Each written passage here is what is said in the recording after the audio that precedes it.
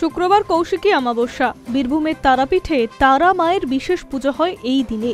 বেলা 12টার আগে অমাবস্যা লাগবে বলে এবারও এগিয়ে নিয়ে আসা হয়েছে মায়ের মধ্যাহ্ন ভোজের সময়।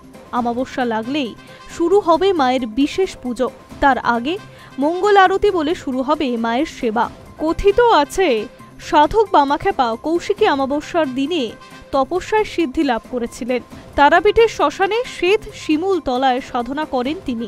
বিশেষ পুজো উপলক্ষে ভোর থেকে ভক্তরা আসতে শুরু করেছেন তারাপীঠে। অপ্রীতিকর ঘটনা এড়াতে মন্দির চত্বরে জুড়ে লাগানো হয়েছে একাধিক সিসিটিভি ক্যামেরা। মোড়ে মোড়ে বসানো হয়েছে প্রায় 12টি ওয়াচ টাওয়ার। নজরদারিতে নিযুক্ত করা হয়েছে প্রায় 500 পুলিশ আধিকারিক সহ 1500 পুলিশ কর্মী সহ প্রায় 2000 সিভিক ভলেন্টিয়ার। প্রতি বছর কৌশিকী অমাবস্যার উপলক্ষে মায়ের আশীর্বাদ নিতে প্রচুর ভক্তের সমাগম হয় তারাপীঠে। কথিত আছে, সাধক বামাখ্যাপা 1274 বঙ্গাব্দে কৌশিকী অমাবস্যায় তারাপীঠের মহাশ্মশানে শ্বেত শিমুল বৃক্ষের তলায় সিদ্ধিলাভ করেছিলেন।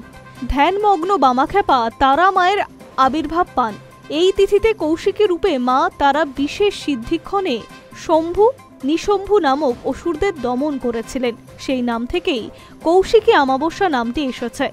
মা তারা হলেন 10 মহাবিদ্যার দ্বিতীয় মহাবিদ্যা। কৌশিকী তারাই আর এক রূপ।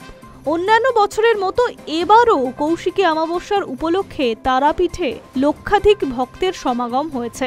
অপ্রীতিকর ঘটনা আটকাতে প্রচুর পুলিশ মোতায়েন করা হয়েছে তারাপীঠে। তারাপীঠ জুড়ে লাগানো হয়েছে সিসিটিভি। সরাসরি মায়ের আরতি এবং পুজো দেখানোর জন্য বসানো হয়েছে বেশ কয়েকটি জায়ান্ট স্ক্রিন। সাজানো রয়েছে মন্দির চত্বর। যানবাহন নিয়ন্ত্রণের জন্য 40টি ড্রপ গেটও রাখা হয়েছে। শুধু তারাপীঠ নয়, কৌশিকী অমাবস্যা উপলক্ষে অনেক জায়গাতেই পুজো হয় এই বিশেষ দিনে। বিশেষ করে পুজোর আয়োজন করা হয়েছে লেক কালীবাড়িতেও। প্রতিবারের মতো এবারও মায়ের আশীর্বাদ নিতে দূর দূরান্ত থেকে ছুটে আসছে মায়ের ভক্তরা। Hi news network.